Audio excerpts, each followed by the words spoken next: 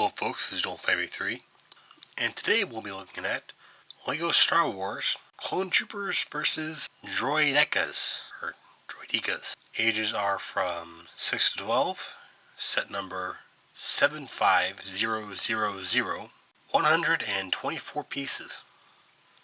So as you can see from the box here, you have 2 droids, vehicle, and Yoda. Real size for the minifigures. And nothing much on the back other than some action shots, things you can do with the set, and the punch here picture. So let's just open this up and see what we got. Alright, so first off in the box we have one large bag, one small bag, and of course the instruction manual. Alright, so first up in the small bag we have, well, I really don't see any new parts here. There's a lot of silver gray fangs, some dark, or I guess gunmetal gray robot arms, binoculars, and a lot of guns too. But again, I really don't see anything for new parts, but there are still some good parts here. Alright, so now in the large bag, we have, once again, no new parts, but a lot of repeats of good parts, such as the newer parts for this year at least, such as these two. We got a 2x2 sloped brick with a radar on it. That can be useful. And we have all the clone troopers as well. Again, no new parts in this set, but there are still some very good parts in here. Alright, so let's get this thing put together. Let's start off with the 2 clone troopers here. As you can see here we have basic white and white with some green in them. Let's start with the plain white one here. So, as you can see here, we just have a little black visor. He has a rifle. He has some molding in it for his chest and stomach. Somewhat of a utility belt too. On the back here you just have just back armor and what could be some vents, I'm guessing. And I don't know what that is on the back of his belt. If you folks remember the original Stormtroopers or Clone Troopers that they had for the Legos, you might remember that the visor used to just be a hole, and the minifigure head was just a plain black head. No details, no face or anything. Not true now. Now they have faces. I like the fact that it has a face. It has a very nice touch as a... Yeah, this guy is not very happy. She has a bit of a frown, eyebrows down, a little spot in the middle of his forehead, showing that his eyebrows are in fact being pushed together in frustration. And yeah, that's about it. And now we'll take a look at green now. Again, same exact details, just that the sleeves are green and he has some green lining around his visor and on top of his little fin thing. And instead of a gun, this one, the instructions say to give him the binoculars. Details on the back. And the face is the exact same. Alright, and here are the little Droidekas, however you pronounce them. Pretty simple. They remind me of that one droid from the Phantom Menace. It could curl up into a ball and had a force field. I wonder if it's the same one, but these don't quite curl up. They curl up into a lump and not a ball, so if they are the same thing, it's not not well done, but most likely it's a different model. So as again, you can see here we have two of them. Two of them. There's two of them. They're completely identical. So let's just put one aside for now. Let's look at the one. Arms are stubby little things. Major weak points of the whole thing. Just kind of, they're there for the sake of being there. Not much detail was put into them. I'm a little disappointed. As for the legs, you technically have three long fanged legs, very pointy.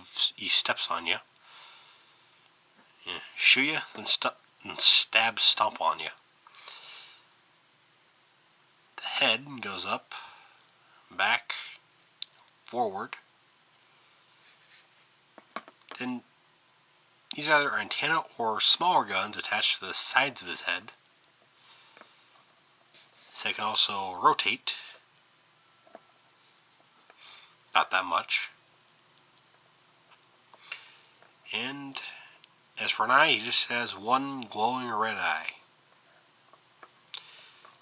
All in all, kind of cool. Again, I would like to fix the arms if I can, but that's just kind of just a personal nitpick. Very good little droid. A lot of silver and shiny gray. And you get two of them as well. And here's the Clone Trooper vehicle. Before I start, I'm going to point out a problem I had with the Iron Man set. As you probably folks already know, they don't name the vehicle. It'd be very nice if I knew what this thing was called, but alas, I have no idea what it is. I guess it's a mobile communications tank thing. I have no idea. But lack of name aside, the thing itself is very good. Seriously, there are just some small details that don't really seem necessary, but do seem to add quite a lot to the set, in my opinion at least. First you have what I'm guessing is like a satellite for communication, to get signal and relay information, basic communications thing. A command center for clone troopers to sit. You can also have two docking bays here, or walking ramps, which fold up for travel. That's a nice touch. Spin around to the back here. We have a place, as you can see here, we have a spot to store two guns. And we have two guns. 1, 2. So, just plug them in right back here. And now you can run around unarmed. Again, a little sonar thing right down there. It's a very nice little touch. I do like it. And as you probably guess, this thing has a separate function. It has a missile.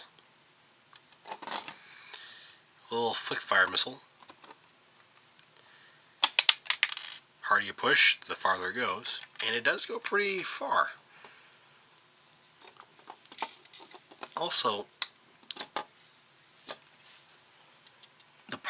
the launcher part of it it looks flimsy, but it is surprisingly strong. Very well built. Overall, I'm just very impressed with this thing. Just small details like just these little panels, little flat plates that they just fill in space, and they do it very well. The directions even say to have these tilted to kind of line up with the sides here. They could have just had round ones to make it less difficult, not have any preference at all, or just not even have these. But they did include them, and I am very thankful for that. And again, this is a Clone Trooper transport. At least that's what I'm going to call it from this point on.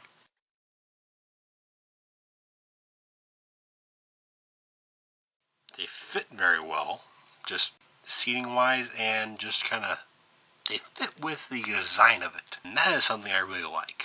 The characters actually match somewhat, match the vehicle they drive. Again, small thing. I just like it. See, I really don't know what else I can say about this thing. And that is Clone Troopers versus Droidekas. I got this set for about $13 at Walmart. And like I said before, this is a good buy. A lot of good pieces. By this point, a lot of you probably have already gotten most of these pieces. But it's always good to have more good pieces. Again, the only really weak spots that I can think of in this set would be the arms of the Droidekas. They just kind of seem thrown together. Other people might see that differently. And if you don't, you can probably be able to fix it yourself. Actually, I would like to see what people can do to improve those arms.